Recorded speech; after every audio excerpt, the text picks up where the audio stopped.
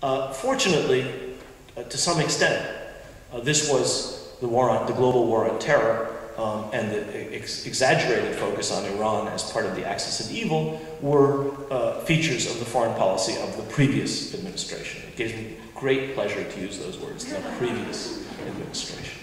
However, they're deeply ingrained in the thinking of American elites. The idea that terrorism is something that has to be dealt with via war. The idea, rather than other means, covert means, intelligence, whatever it may be. And secondly, the idea that there are irreconcilable there are irreconcilable differences between the United States and Iran. And finally, that Iran poses an enormous threat. That Iran is an enormously powerful country that poses an enormous threat. One of the striking things that comes out from examining the Cold War is the United States waged the Cold War against an enormously powerful rival, the Soviet Union, which had major alliances with regional forces in the Middle East, with very few bases and a very small number of troops actually in the Middle East. For most of the Cold War, the United States had a very small military footprint. We now have the largest deployment of American forces outside our border in the Middle East, North Africa, Central Asia theater. To fight or to confront the Soviet Union, almost no military presence. To confront an amorphous threat involving primarily terrorists who are in underground networks, we have this vast military deployment.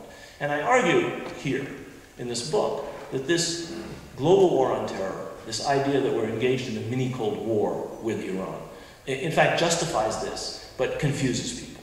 This, I think, is a big mistake. I think we have to carefully examine how we got to this point, why we are engaged in all of these adventures, because we've been gotten into some very serious ones. Now, the president has said he's going to get the United States out of Iraq. I hope he's successful. We still have a major war in Afghanistan, not clear how we're going to end that, and we have a huge military presence. I haven't heard anybody talk about how that is going to be drawn down. Moreover, we still have an enormously, potentially dangerous confrontation with Iran, which may or may not lead to war, either between the United States and Iran or between Israel and Iran.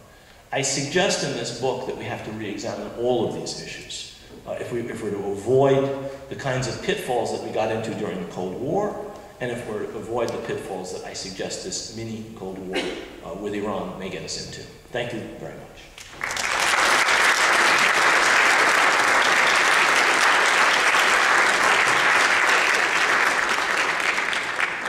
You are listening to Cambridge Forum as we continue our discussion of the Cold War in the Middle East with historian Rashid Khalidi. His new book, Sowing Crisis, The Cold War and American Dominance in the Middle East, examines the current conflicts in this region in light of the Cold War great power rivalries. Thanks very much for a very concise and very compelling presentation, and I very much enjoyed reading the book, which fleshes out with, as I say, some original material, these arguments very well.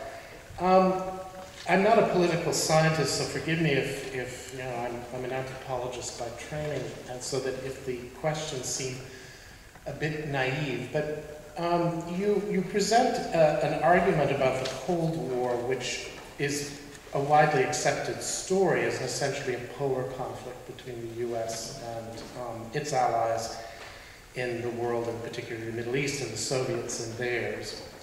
And your argument is that their rivalry from 1945 to 1989 had a significant, and in the end also a deleterious impact on the politics of the region, ergo sowing crisis and conflict. Now, I would not necessarily dispute that view, except to wonder whether it is nuanced enough. And I'm thinking, for one thing, of China. Now, China and India, an architect of the so-called non-aligned nations, that was also an artifact of the Cold War. China do not figure, these two countries do not figure prominently in your book until the end of the story, with the rise of their economies, with the fact that U.S. power in the region is actually diminished because of great antipathy towards the United States, and India in particular moves into this power vacuum that China does as well. Now, I spent part of the Cold War from 1979 to 1981 in Yemen, and as you discuss in the book, it was one of these victims of this Cold War rivalry because there was North Yemen and South Yemen. North Yemen was supported by, bolstered by Saudi Arabia, which was a client state of the United States, and South Yemen was a client state of the Soviet Union. But China had actually a pivotal role to play in the reconstruction of the country. And to this day, the only Cold War memorial that I know in Yemen is one honoring the Chinese workers who died building the highway that connects the capital Sana'a with a Red Sea city of Al-Hodeidah.